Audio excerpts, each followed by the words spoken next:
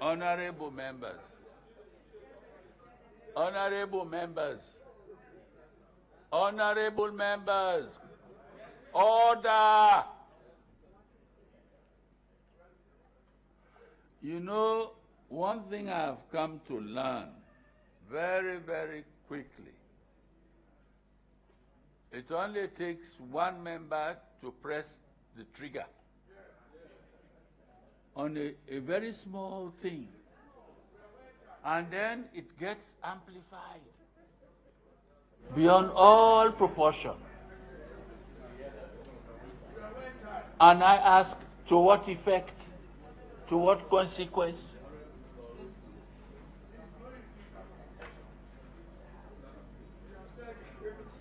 You know, the votes and proceedings are important. Granted. That's why when it was raised by the Honorable from Koinadugu, I yielded immediately to the importance of the issue. But this one, not that the votes and proceedings have not been prepared, they've been prepared. But for technical reasons, they've not been reproduced for circulation to members. So what I have now ruled is against tomorrow, all the outstanding votes and proceedings should be circulated to members so that we consider them cumulatively tomorrow before we conclude the debate on the presidential address. Now, some people were asking, oh no, we should do something more brilliant than that. Well, maybe I'm suffering from brain fatigue. So that's why I threw the question out. Those whose brains are more active than mine, let them engage their brains and give us a solution better than mine.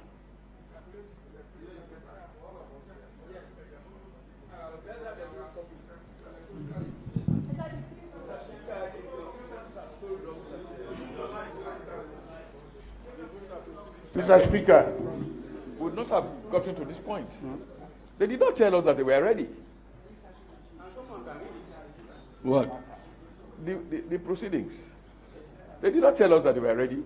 No, I made the announcement because they informed me. Well, of course, that is it. You should have told us, Mr. Speaker. Yes, I did. I did. Belatedly. No, not belatedly. Not belatedly. Not belatedly.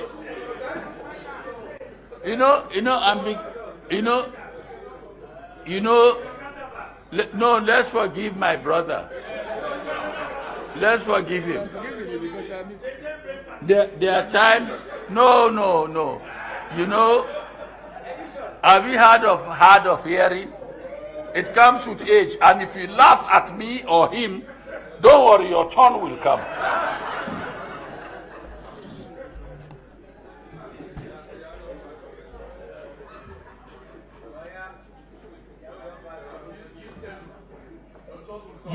Your turn will come, and it's not too far away.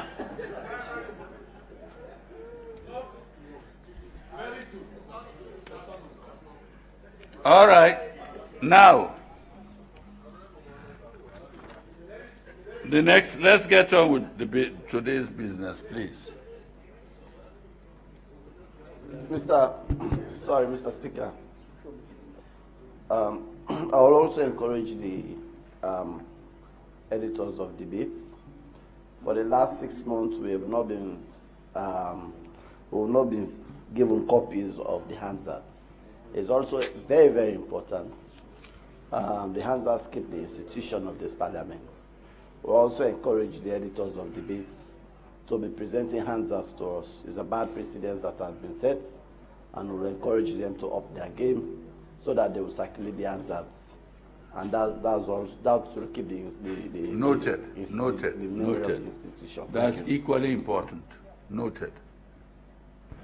Now, the next item is announcement by Mr. Speaker. Announcements by Mr. Speaker.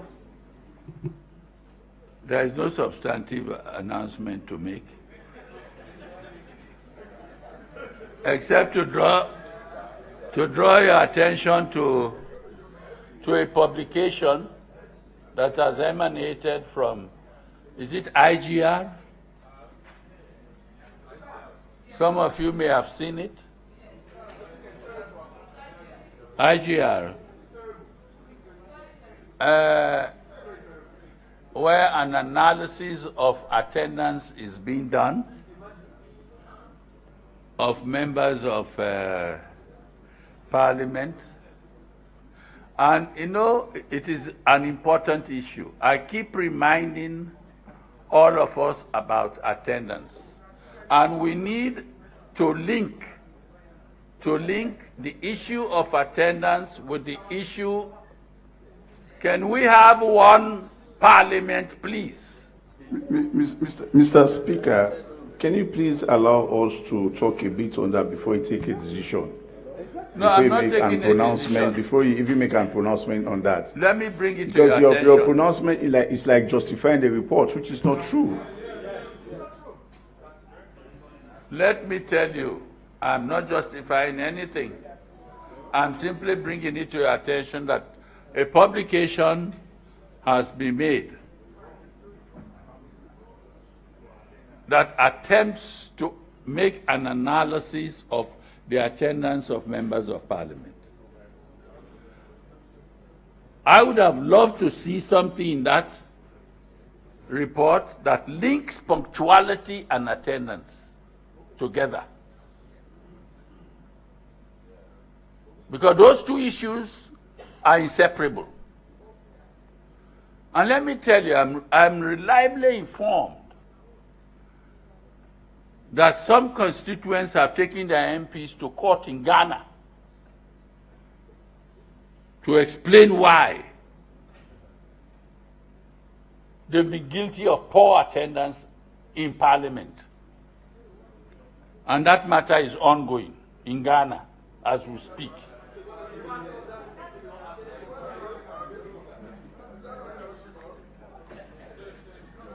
Well,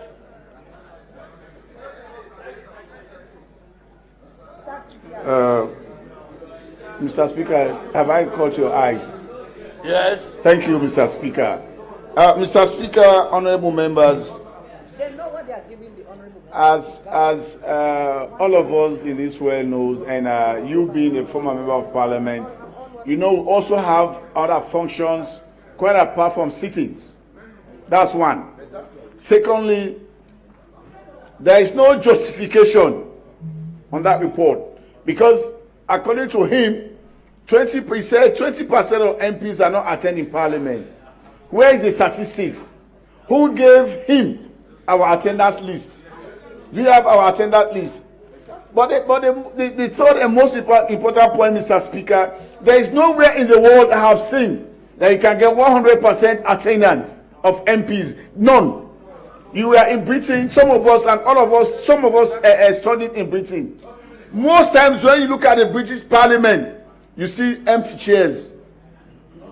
Because some people have to go to their constituencies who also have oversight function.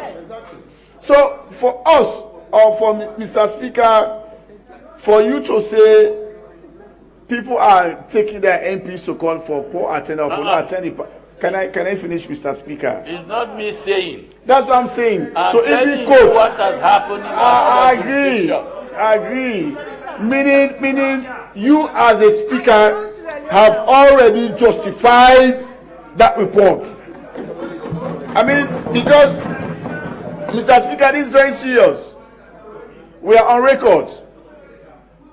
By the time, in fact, there is no need any longer inviting the author of that report, because I was going to move a motion that we invite the author of that report to tell us where he got the attendance of MPs to justify that 20% of MPs are not attending. But as far as you've advanced that argument, I think we are left with no choice, Mr. Speaker. But I want to believe. I have not advanced any argument. No. Or against. saying. I have informed you about what has transpired in Ghana. Exactly, that's the point I'm making, Mr. Speaker. Mr. Speaker, you as a speaker, if those type of false allegations are made on us, your parliament, of which you are the speaker, I think that analogy should have waited a bit, and we discuss it. It's like the principal standing. I have never tired of reminding this house about punctuality. It's like they speak. It is like a principal standing in the assembly to say my students are not attending a school. Well, this is not school. No, I'm just saying. Your analogy is wrong. No. This is not school. Honorable I'm not a members, schoolmaster. I am on record, and I want it to be known that figure is not correct. Which one?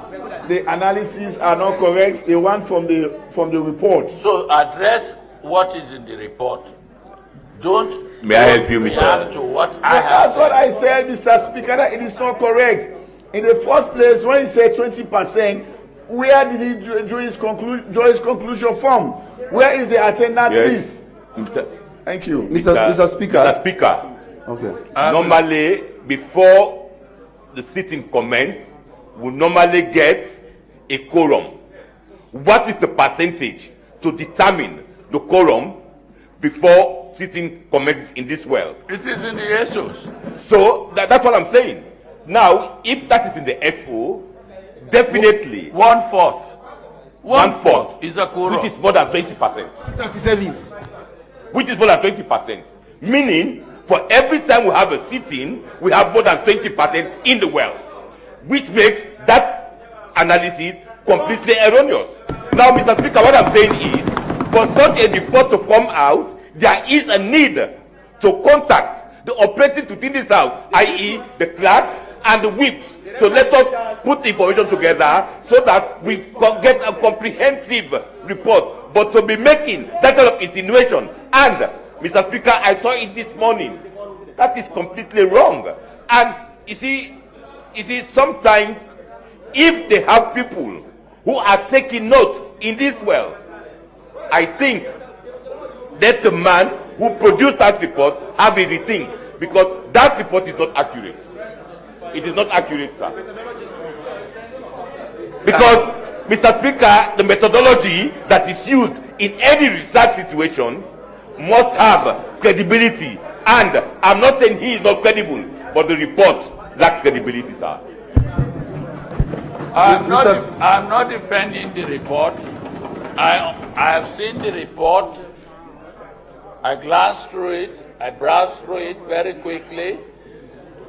I did not digest its content well, but there is one thing missing from the report that I did not see. It talks about attendance, but not punctuality. And my concern over this whole period has been for us to start our meetings punctually at 10. That has not been captured in that report. Mr. Speaker, let me tell you in the report what makes the report biased.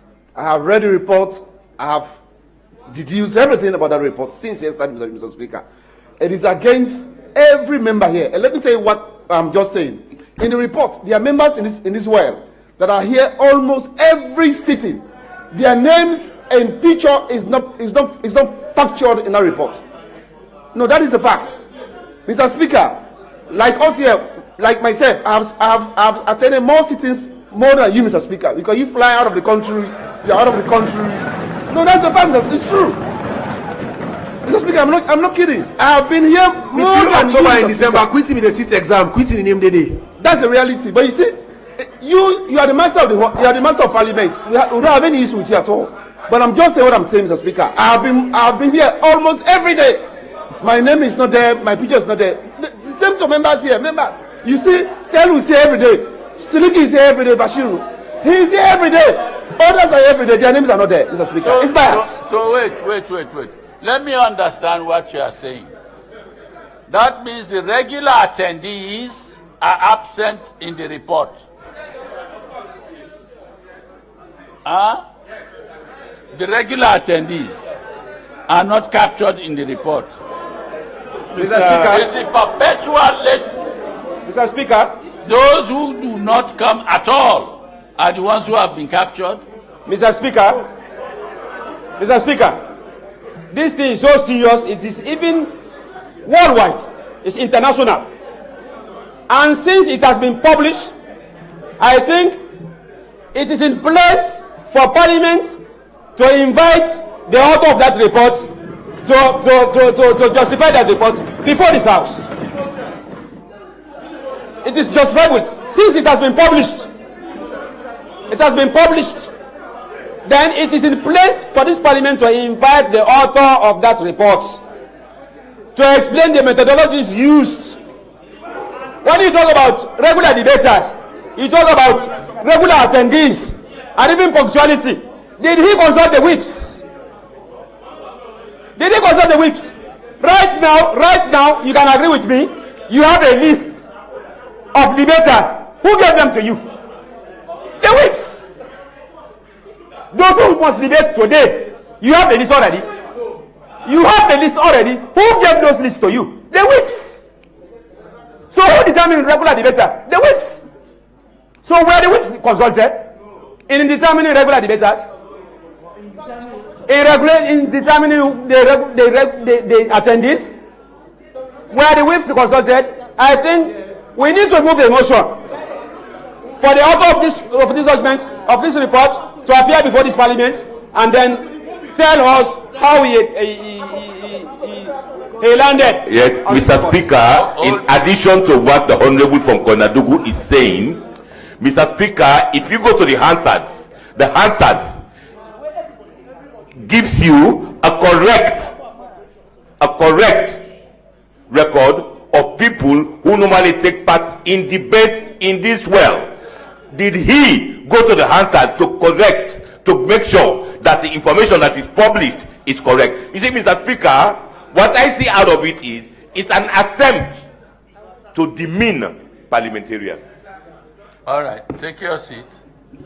Point of order, Mr. From Speaker. those of us present. Point of order, Mr. Speaker. Oh, no, wait a minute. Point of order, please, Mr. Speaker. Just 2 minutes, sir.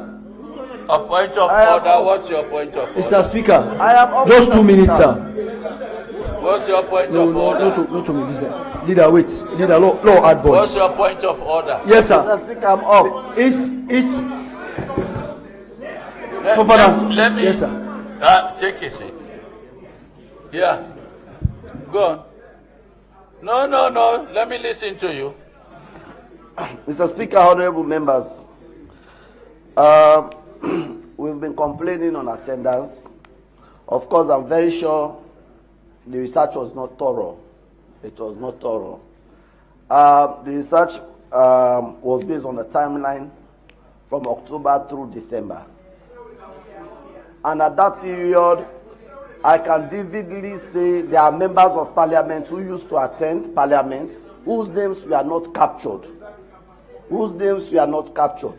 Because if you read the report and if you see the number of MPs whose names were captured, for us who always attend Parliament will say clearly that the report was not thoroughly researched. But that doesn't mean we have MPs that don't attend Parliament. We have MPs that don't. Let us take it in good faith. As leaders will engage the people that are doing this research, let us take it in good faith. Let us advise them that in future, that will also help us. Because we have MPs, honorable members, please. If we have, then we are now close to elections. Exactly. I have said we are now very close to elections. Some of this research, when it is done and published, it has an effect on our constituencies. It has, because we have some constituencies that who are challenging their MPs, that they don't represent them in Parliament. I see the point you're making. Now, we are now close to research, so I advise that when you are doing research on this Parliament, you should be thorough rather than doing a research that will disadvantage members of Parliament. So as leaders, I will advise as leaders, we should meet after this sitting and we should map the way forward, and we should decide how to meet the author of that report. Let us not take it as the business of this house. I advise we continue with the business of the day, so that at the end of the day, after this, we'll meet as leaders and we'll decide the way forward. Thank you. Honorable members, let me just take a quick order.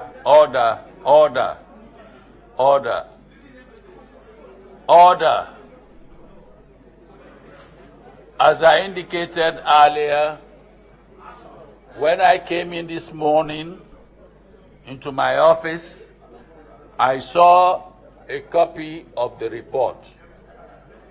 I browsed through it without reading it. I simply browsed through to see the content.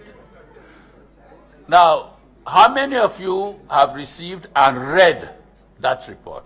Please indicate. I really want to know. Anyone? Mr. Speaker. You listen to it on the radio. How many? No, just please. How many of us have read the report? Yes, Mr. Speaker.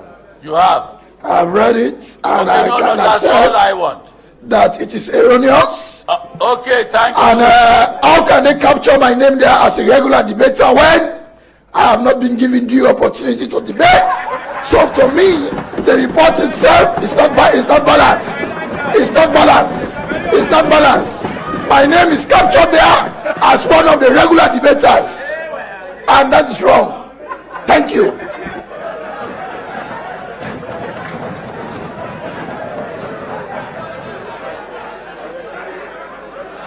Okay, yes, honorable members, I think I've got the result that I was looking for. Okay, it is not balanced.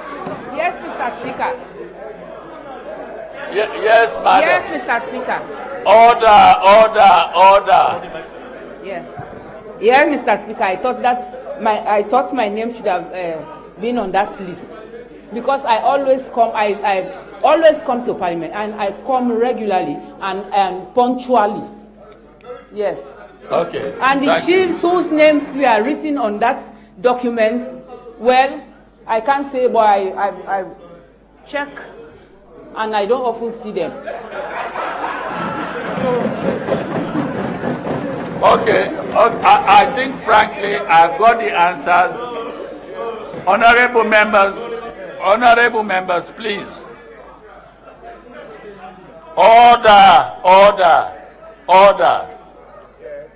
It is very clear to me that the vast majority of members have not read through that report yet, including myself. So, I'm coming. Between now and tomorrow's sitting, may I kindly request that we all endeavor to read that report so we can take an informed decision, Mr. Speaker, as to what we should do with it tomorrow. Mr. Speaker, on that note, the onus is on him to copy us at our respective pigeonholes. Because once you are assessing us, you need to copy us. The onus is on the author to copy us against a timeline ruled by you. Give him timeline to copy members of parliament. So we have it at our respective pigeonholes.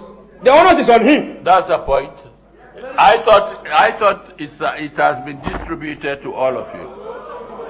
Fine. Mr. Speaker, can I be heard? Mr. Speaker, I have seen and read the report. You've seen and read it? Yes, and okay. The period that the report covers, that is the period when MPs are most punctual in this house. October to December.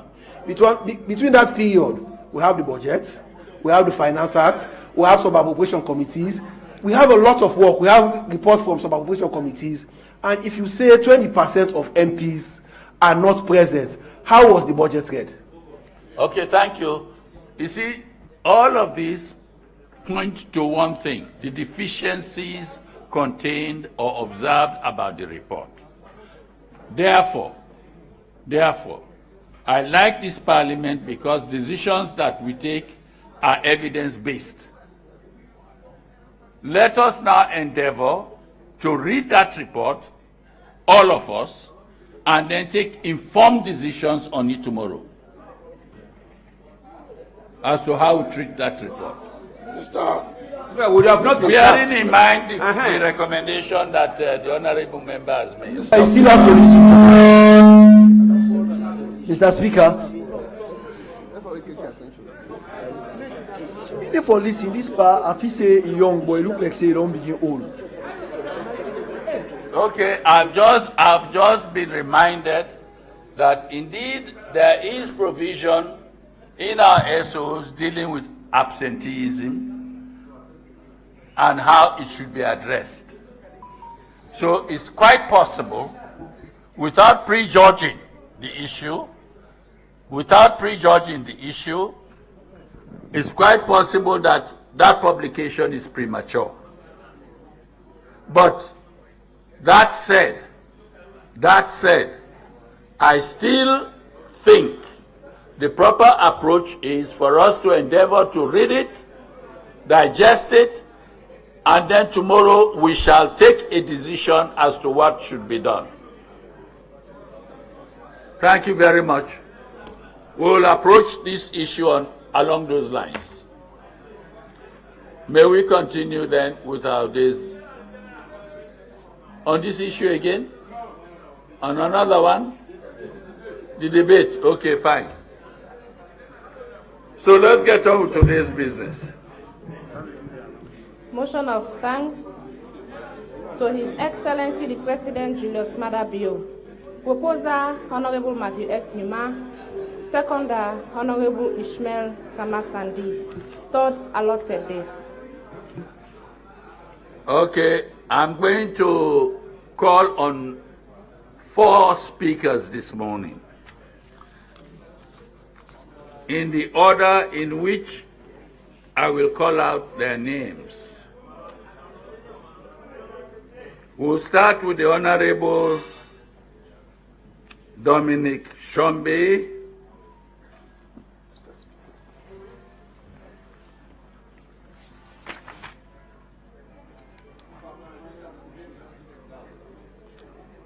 Followed by the Honorable Dr. Umfa Suri Kuruma.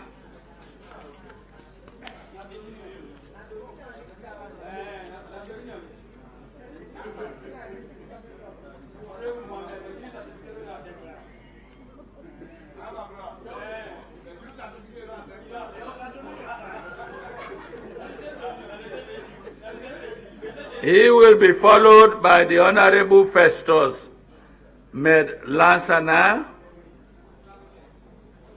who in turn will be followed by the Honorable Rugiatul Rosi Kanu, in that order. And you are limited to 15 minutes.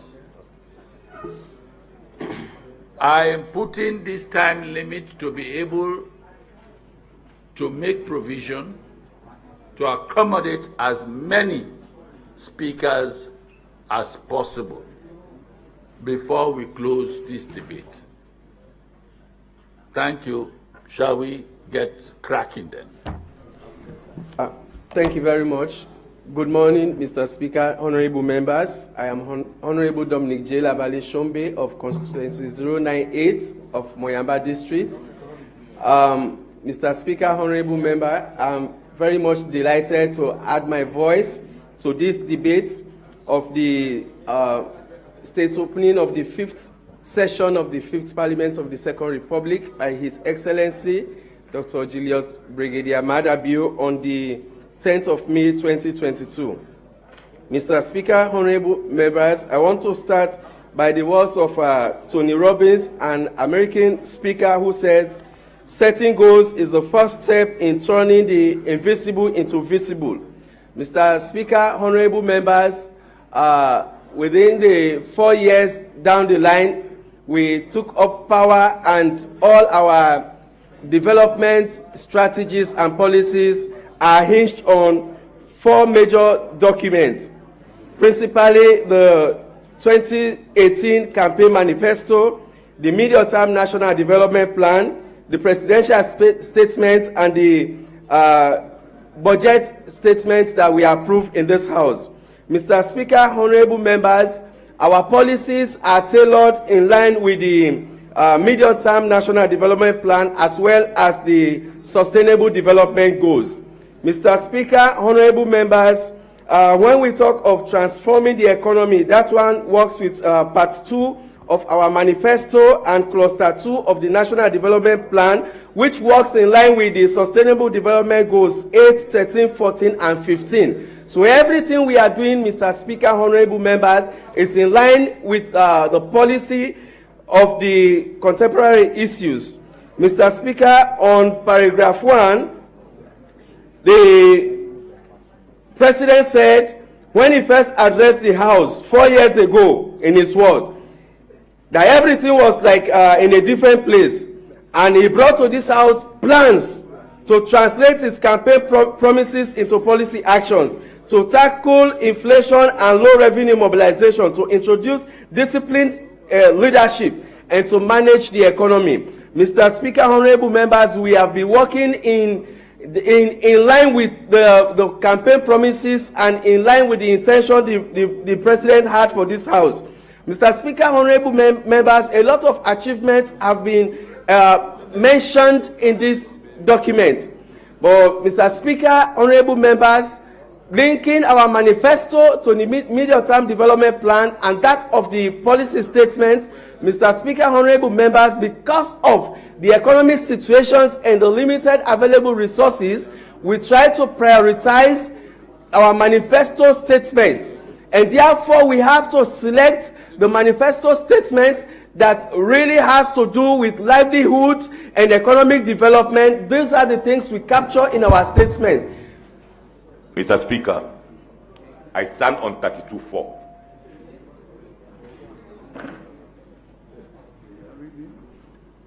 Mr. Speaker, honorable members. I am standing on 32.4. Mr. Speaker, honorable members, we promised. I am standing on 32.4. Mr. Speaker, honorable members. Yes, sir. 32.4. Yes. You are making an allegation that the member has been reading from a prepared speech. Yes. I have not noticed. But look at the document right in front of yes. Mr. Speaker. Look at it. I'm not reading. Okay, Mr. Speaker, this is according to the standing orders that we are using in the world. And he's reading. Look at him. No, he's not reading. Mr. Speaker. Mr. Speaker. Have you been reading? Yes. Mr. Speaker. I'm not reading. I'm just being guided. Mr. Speaker. Mr. Speaker.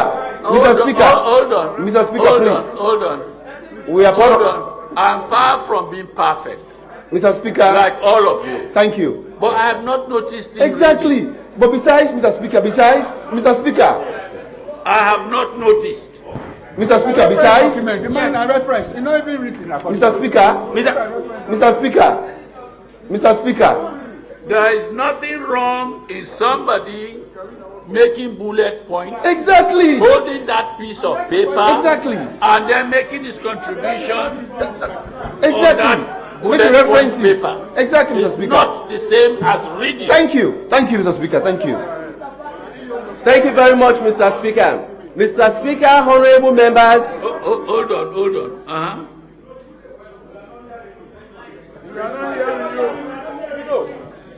Put on your mic so I can hear. Yes. I was just reminding you, Mr. Speaker, that this was not the way we are trained to debate. Yes. And you are condoning it. It is wrong, Mr. Which Speaker. one? You know it is wrong.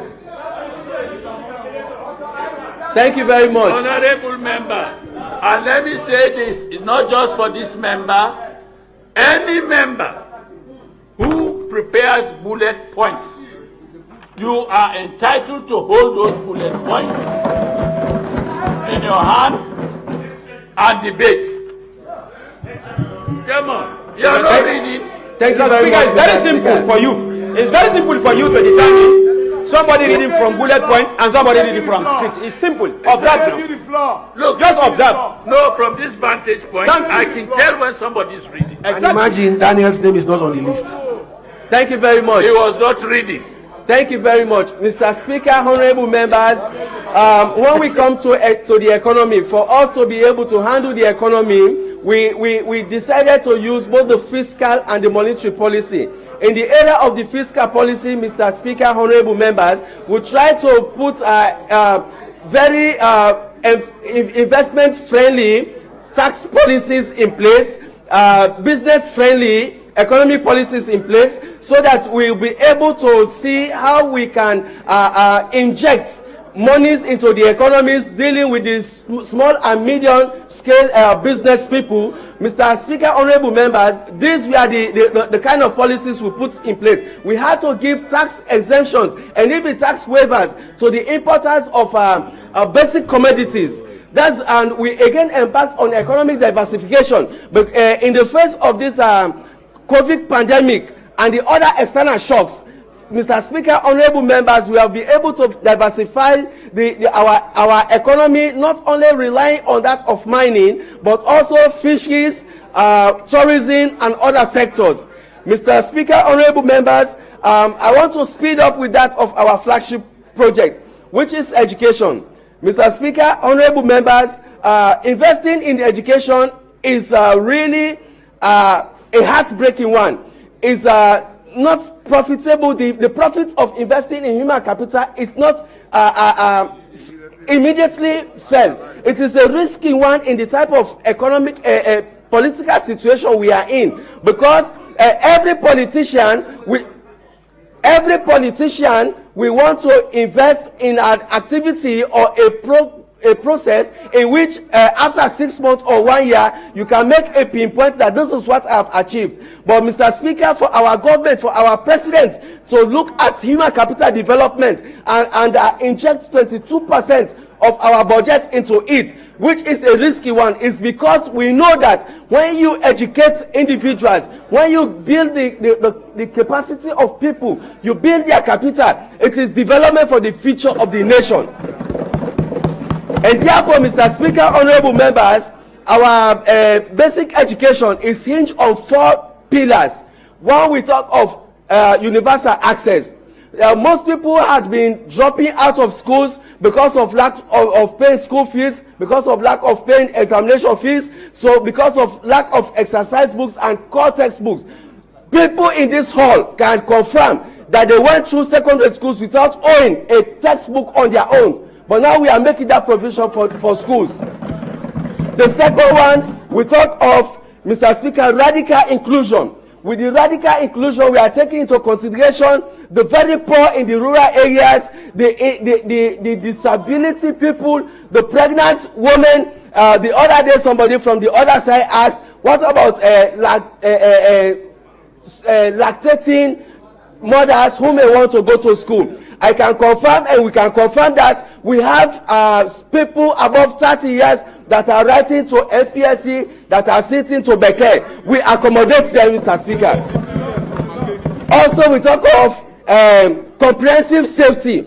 It is in that note, in that very area, that we are putting policies in place, regulations in place to protect our godchildren, to protect a safety environment for the learning of our children. And the fourth one has to do with quality teaching and learning. Here we have recruited over 160 school supervisors. We have capacitated them, and we have done a lot of trainings. Mr. Speaker, honorable members, over the past 3 years, from 2018 to 2021, we have recruited and replaced about 10,876 teachers in the classroom. Mr. Speaker, honorable members, this is a concern, because we know that when you educate the nation, we are doing a long-term investment which is able to tap the full potential of the indigenes of that particular nation. Mr. Speaker, honorable members, we have a lot of interventions we have done. A lot of people have spoken about infrastructural development, ranging from roads to that of electricity. That I will not digress on. A lot of people have again discussed about the training of nurses and other health workers. Mr. Speaker, honorable members, I want to zoom on 2 parastatals. Firstly, the NACSA. Mr. Speaker, honorable members, NACSA has a package where they call the Community Driven Development Project. In the Community Driven Development Project, Mr. Speaker, honorable members, community infrastructural interventions are being done. These ones include the construction of feeder roads, the construction of culverts, and the support to small-scale businesswomen. Mr. Speaker, honorable members, the NASIT also has a project they call Project 54. Mr. Speaker, honorable members, at the time of retirement, people have been finding it very difficult for their pensions to be assessed and paid in time. But Mr. Speaker, honorable members, NASIT has now introduced the Project 54, in which between the 54 to 59 years, a lot of assessments, the processing is being done. Where there are gaps, the gaps are being filled. Where there are mismatches, they are being corrected, so that at the time of retirement, the pension can be paid timely. Mr. Speaker, honorable members, we also have decentralization projects under the NAXA. They are building the regional office in Poloko, and also now they have launched the construction of the district office in Moyamba. Because they know that they don't want to centralize everything in Freetown, they are taking their service to the provinces, to the beneficiaries. I may also zoom on the welfare aspect. Mr. Speaker, honorable members, we have NAXA. NAXA has been introducing direct cash transfer to the aged and the vulnerable. This is because we know that we cannot get everybody on the payroll, and to have an immediate intervention, we have the short-term intervention. The government can do direct cash transfer. Our leader of government business talk of the quick action economic reform project. This is part of the immediate intervention package of the government. Mr. Speaker, honorable members, a lot of intervention had been done by NAXA and NASIT. To the economy, a lot of people have mentioned, done comparison within the local and the international. This one is not just about mismanagement. Mr. Speaker, honorable members, we are still within the 2-digit inflation, but we are not beyond 20%. We have been able to manage the economy. We have been able to pay the workers. There's no worker that has gone on strike because of not being paid. Somebody mentioned about the payroll. Somebody responded to that. I cannot re-emphasize on it. But even now, teachers are still asking for more package. As at yesterday, a lot of engagements had been held. I cannot divulge it now because there has to be a follow-up. So as long as we are creating jobs, as long as we are improving the welfare of people, it has budgetary implications. So there will surely be an increase on the package of the wages and salaries, the percentage of the wages and salaries in our budget. Mr. Speaker, honorable members, as I try to now conclude, I want to justify to this nation that we have delivered on our promises. We promise education. We promise infrastructural development. We have created, we are linking farmers to markets. We are doing feeder roads. This one helps to improve the country. Our GDP has increased. Our domestic revenue mobilization has increased tremendously. Mr. Speaker, yet, in the face of this pandemic, but we have been able to cushion, we have been able to provide. We are now reverting to domestic revenue to pay salaries. As I try to round up, Mr. Speaker, somebody has said that there will obviously be obstacles, there will be doubters, there will be mistakes, but with hard work, we will surmount our limits. Mr. Speaker, like the President concluded, that we know that we are not sailing smoothly, but we know that there are hiccups, but we can work together. Working together, we'll be able to attain our goal. So as I conclude, Mr. Speaker, we want to talk to this house, and we talk to our constituents that we want to talk to this house, and we want to talk to our constituents that we thank His Excellency, we thank his government for having so delivered on the promises, for having so taken into consideration the needs and welfare of this country, for having so laid the foundation for future development, which has to do with infrastructural development and human capital development.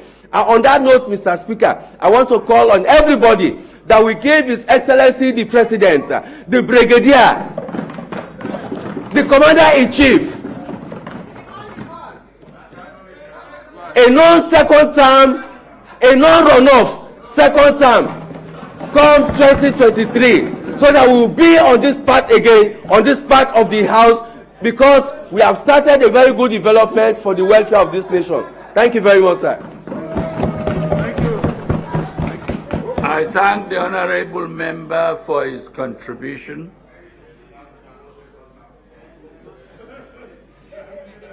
And for his very brilliant exposition. I want to especially thank him for keeping within the time limit. I hope the others will follow his fine example. And what is more, I want to thank him also for not reading.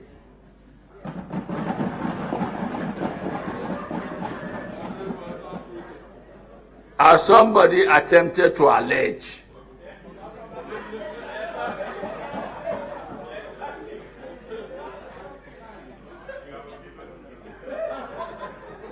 I have eyes to see. The Honorable Mfa. Don't read, oh. Mr. Speaker, honorable members, thank you, Mr. Speaker. Do you need to tell him? An opportunity. No, I'm just reminding him. Do you need to? He knows his SOs. Thank you, Mr. Speaker, for giving me an opportunity to contribute to this debate. Mr. Speaker, honorable members, I want to take this unique opportunity to thank the President for delivering a speech. The next speaker after him will be Honorable Festus Lansan. For delivering this speech as he opened the 5th session of the 5th Parliament of the Second Republic. Mr. Speaker, honorable members, I want to state that the President's speech was a mixed basket of information. At some point, he had some highlights, and some points he was subdued, some points was sobering, but for the most part, it was inconsistent. Mr. Speaker, honorable members,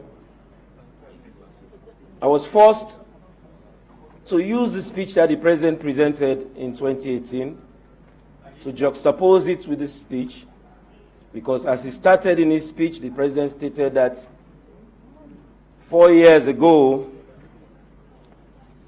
he made some promises and he tried to translate campaign promises to policy actions. Mr. Speaker, honorable members, with your leave, Mr. Speaker, allow me to read what the President spoke in 2018. Page 1, paragraph 2, the President on line 4, because I don't want to read everything, I'm making this address against the backdrop of the worst economic situation that this country has faced since independence, and characterized by double-digit inflation, low domestic revenue mobilization, high domestic debt burden, unsustainable external debt, and huge arrears. Mr. Speaker, I want to take two and want to underline and underscore two of those proposed things that he believed made this country the worst after independence. And I'll take inflation and I'll take debt burden. Inflation, Mr. Speaker, honorable members, since 2404 up to 2007, Sierra Leone was in double digits in terms of inflation.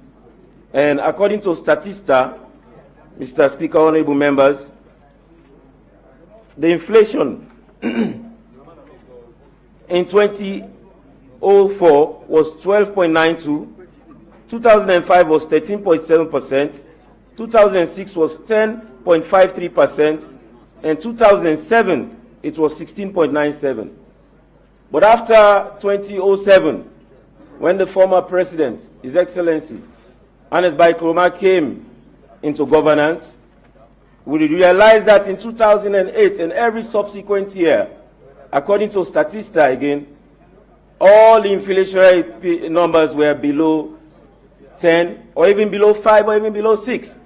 So for 2008, for instance, Mr. Speaker, inflation was at 8.21. Mr. Speaker, point of order, sir. Mr. Speaker, can I get your attention? 2008, it was at 7.47. Hold on, no. According to we are so Statista. interested in the data he's giving us in terms of inflationary period. He's talking about inflation to be in single digit and double digit. For the single digit, which I'm interested in, I need a reference point. Let him refer us so that we can be satisfied. Thank you, sir. Mr. Speaker, I wonder whether the deputy or the leader of government business took his time to listen to me, because I referenced before I started. I said according to Statista, and it's a publication that publishes economic happenings in countries. I can give you, I have it, but I'm going to give you the numbers and you can cross-check. So in 2008, I'm reading it Mr. Speaker, here. I don't mind because it's very good. I'm so interested in inflation. Yeah, yes. If I give me the reference, can we just clarify? Do you already have copy? I have the soft copy, Mr. Speaker. Can you prefer the the website? Yes. Give us the website.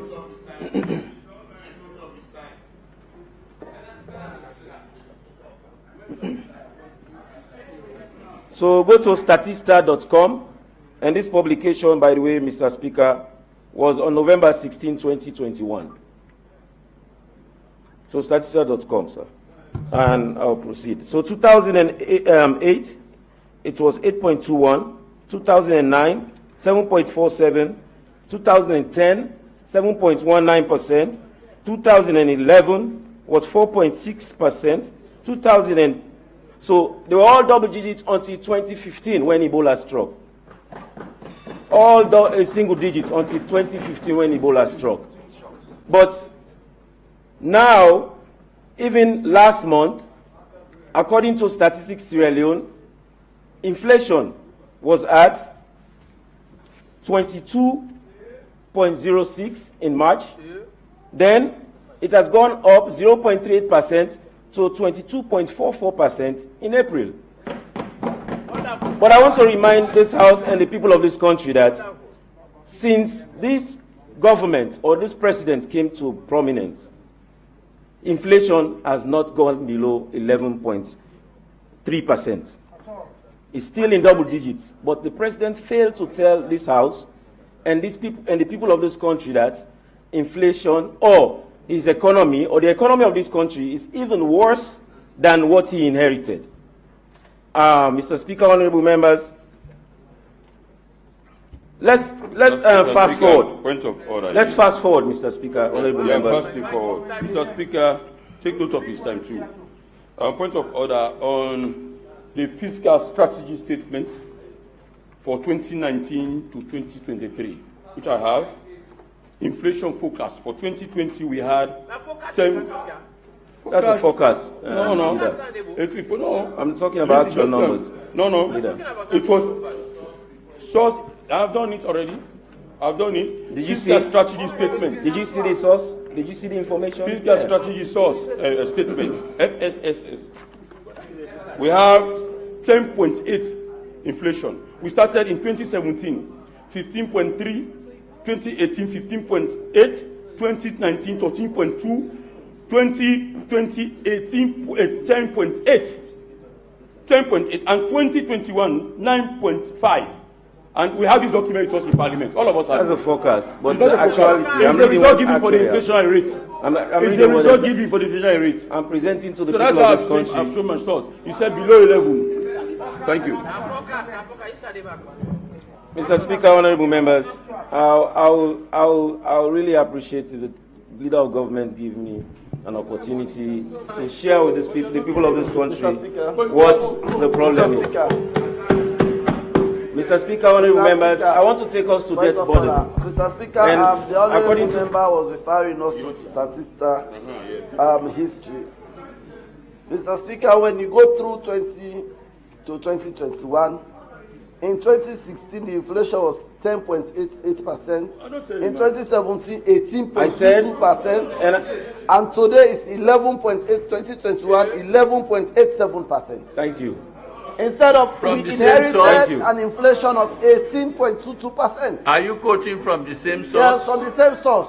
Mr. Speaker, From the I same told source. this House From and the the people same of this source. country that It's still in this inflation parliament. has been was in the single digits up to under APC up to 2015, and you say in 2016 and 17. So I did not even say anything about 2016 or 17 because they were all in double digits after Ebola.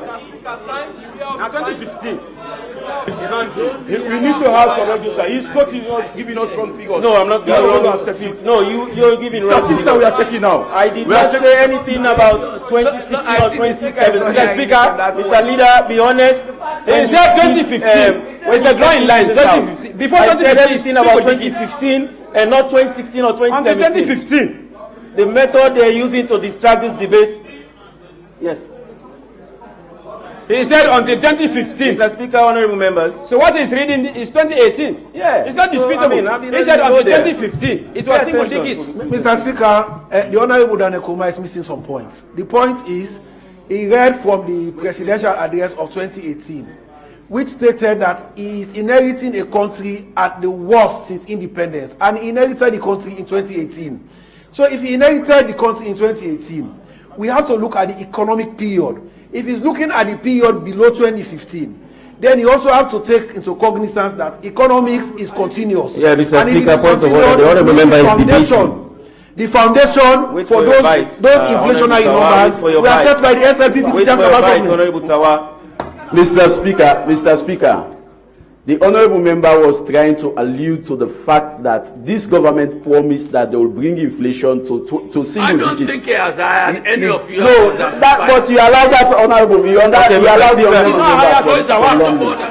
It was only APC that brought inflation to single digits for 3 consecutive Carry years. on. SLPP has never brought inflation to single Carry digits. on. Mr. Speaker, Mr. Speaker, honorable members, this president and this government promised to change the lives of these people. The president and the government campaign on bread and butter issues. The president and this government promised to change the lives of the people, but that is not reflective in the lives of the people as we speak. As we speak, the bag of rice, a full bag of rice is close to 500,000 leons. As we speak, a sachet of water, Mr. Speaker, was close to or even 1,000 leons. I bought it for 1,000 leons during the month of Ramadan.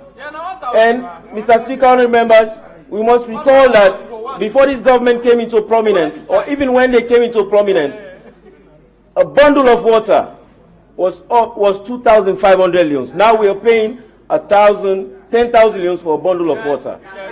Mr. Speaker, honorable members, I want to explain an experience I had a few days before the Eid. I went to a store along Yams Farm. I wanted to buy a half bag of rice, and the whole store was filled with a full bag of rice. And my interpretation to that was, people can no longer afford a 50 kilogram of rice. Everybody is buying 25 kilograms of rice. Mr. Speaker, honorable members, the president campaigned on reducing the debt burden, and when he inherited the governance of this country, the debt burden was at 63%. As we speak, Mr. Speaker, honorable members, our debt burden is at 7.7%. So if this government and if this president has promised to change the lives of these people, and at the end of 4 years, we are still talking about debt burden higher than what he inherited. At the end of 4 years, we are still talking about inflationary numbers more than what he inherited in double digits. Then I say, and I can say emphatically, that this president has failed this nation. Mr. Speaker, honorable members, this government have not delivered on the goods that they campaign on. because they have not delivered on the goods that they've campaigned on, and I believe that everything that they've said is all in narratives, I am sick and tired. And I believe you are sick and tired. Mr. Speaker, the government and the president, even in his speech, he claimed that we have political stability. He said we have political stability. I can tell you emphatically that we only have political stability because the opposition, which is the main opposition, have restrained themselves from all suppression.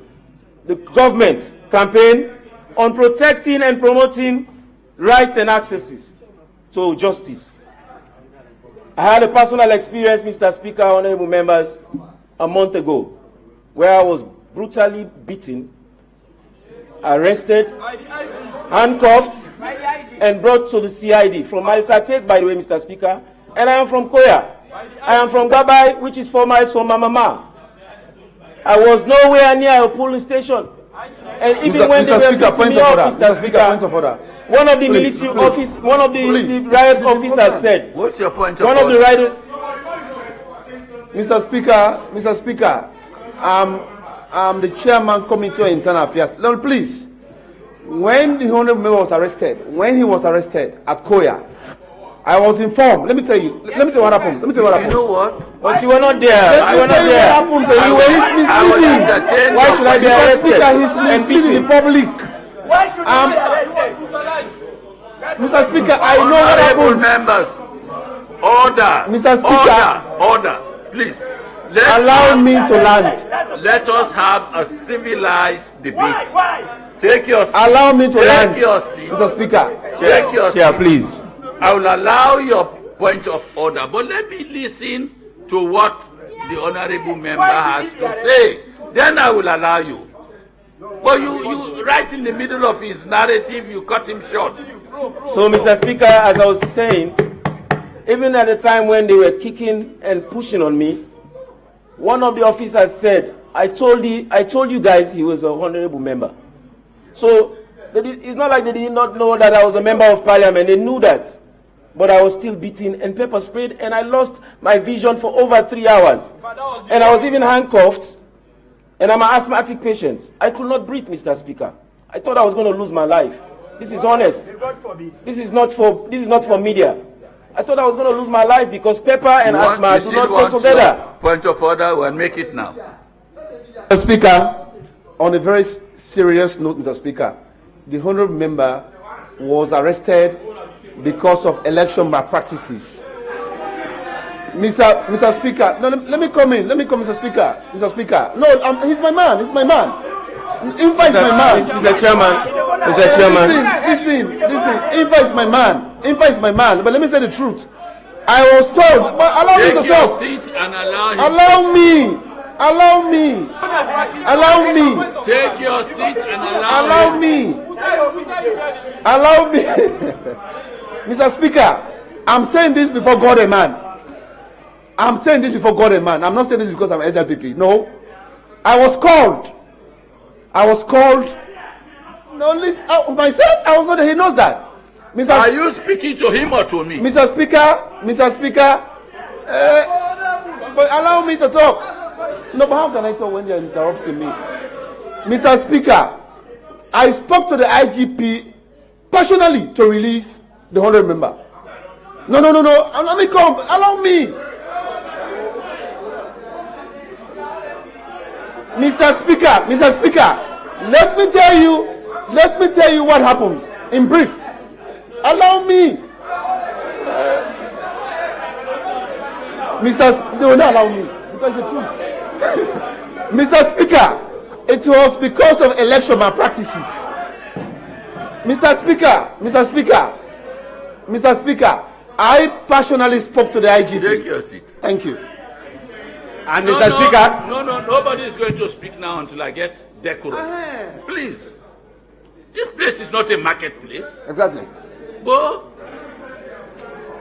Mr. Speaker, we are on record. I want the honorable member from Kenema to consider that statement that he was arrested as a result of election malpractice. We are on record. He has never been convicted, and he has no right to do so. I'm giving you the floor.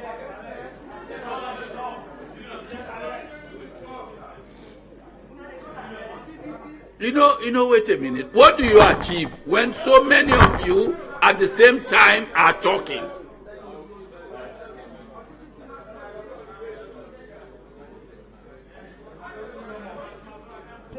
Mr. Speaker, I'm not giving you the floor. Yeah, I have not, honourable member. Yeah, well, take your seat, please. No, let me remind you of what you said yesterday, Mr. Speaker. Take your seat. And you are relaxing. Take your seat. Yeah, Mr. Speaker, let me. This place is not a marketplace. I know it is not a marketplace, but let me tell you, you are relaxing your whenever you have given authority and in fact orders, then you will sit and relax. And people violate your orders without doing it. That is why the place becomes like a marketplace. And you yesterday, no, let me finish, Mr. Speaker, please. I'm not giving you the floor. Yeah, but let me make a point. I'm not called on you. Mr. Speaker, point of order. 41. I'm not. Mr. Speaker, point of order. Oh, yeah, the causa. Mr. Speaker, point of order for the good of the House. Mr. Speaker, SO 41. SO 41 and SO 42. Mr. Speaker, I have raised points of order. I have raised points of order on SO 41 and SO 42. Whenever Mr. Speaker or the chairman intervenes during a debate, any member then speaking or offering to speak must resume his seat, and the House or committee. I'm sure the Honourable knows that perfectly well. So let me come to 42. Let me go to 42. Mr. Speaker, in the House and the chairman in any committee shall be responsible for the observance of the rules of order in the House. Mr. Speaker, I have respect for honourable member on the other side, but you should have respect for the head. I think we should respect all leaders.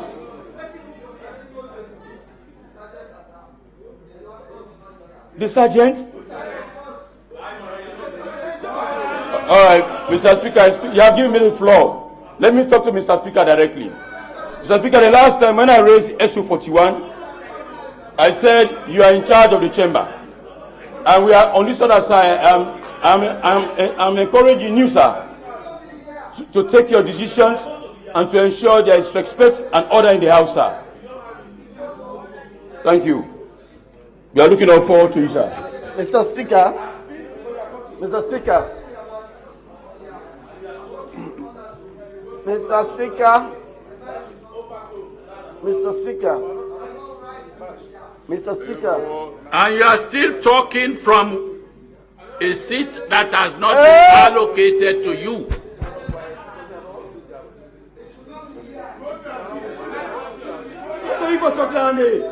That's not your role.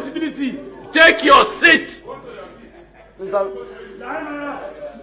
Laimara, go to your seat.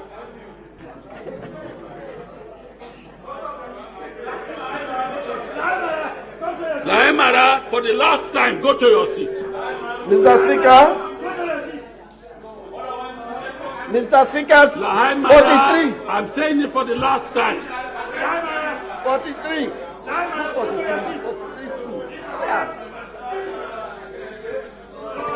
Laimara, go to your seat.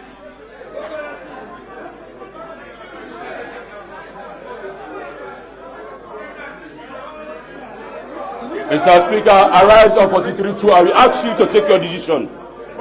Mr. Speaker, arise on 43-2, and we ask you to take your decision for the respect of the House and the respect for the Speakership. Laimara, take leave of us. Thank you, sir.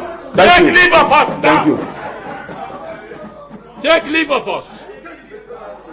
Take leave of us.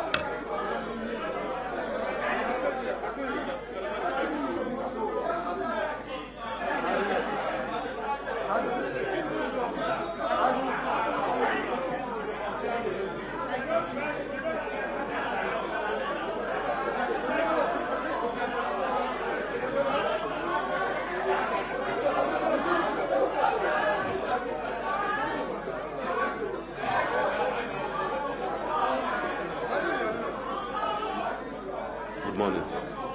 Good morning, Mr. Speaker. Speaker, you relax. That's how life goes. Let me clear my sin, Mr. Speaker. Let me clear my own part and waive my sin for going wrong against you. No, he has to leave there. No, let him leave. This is extraordinary.